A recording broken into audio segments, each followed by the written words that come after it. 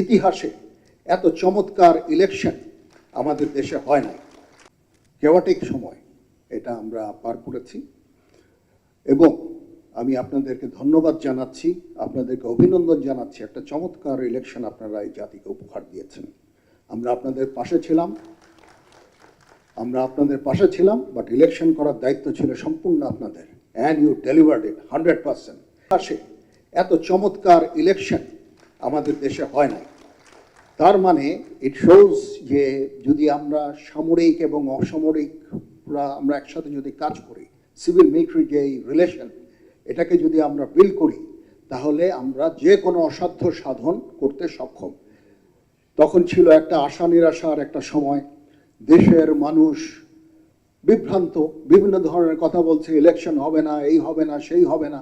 আমরা এটাকে মিথ্যা প্রমাণিত করে একটা চমৎকার একটা ইলেকশন করে দেশ এবং জাতিকে একটা গণতান্ত্রিক প্রক্রিয়ায় আমরা নিয়ে এসেছি। এটা চারটিখানি কথা না, এবং এটার প্রশংসার দাবিদার, এই ইলেকশনের প্রশংসার দাবিদার সম্পূর্ণ আপনাদের। এই জন্য আমি আপনাদেরকে অভিনন্দন জানাচ্ছি।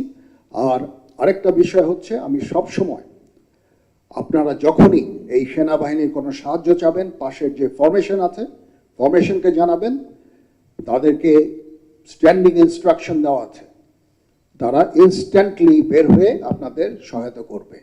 বেসামরিক অসামরিক প্রশাসনকে যে সহায়তা প্রদান করা, এটা ডিজাস্টার হোক, যে কোনো দুর্যোগ হোক, একটা দুর্ঘটনা হোক, দুর্বিপাক হোক, যে সমস্যাই আপনারা ফেস করবেন, আপনারা সরাসরি পাশের ফরমেশনকে আপনাদের জানাবেন, তারা ডিপ্লয় হয়ে আপনাদের এই যত ধরনের সাহায্য সহযোগিতা আছে ইনশাল্লাহ করবে।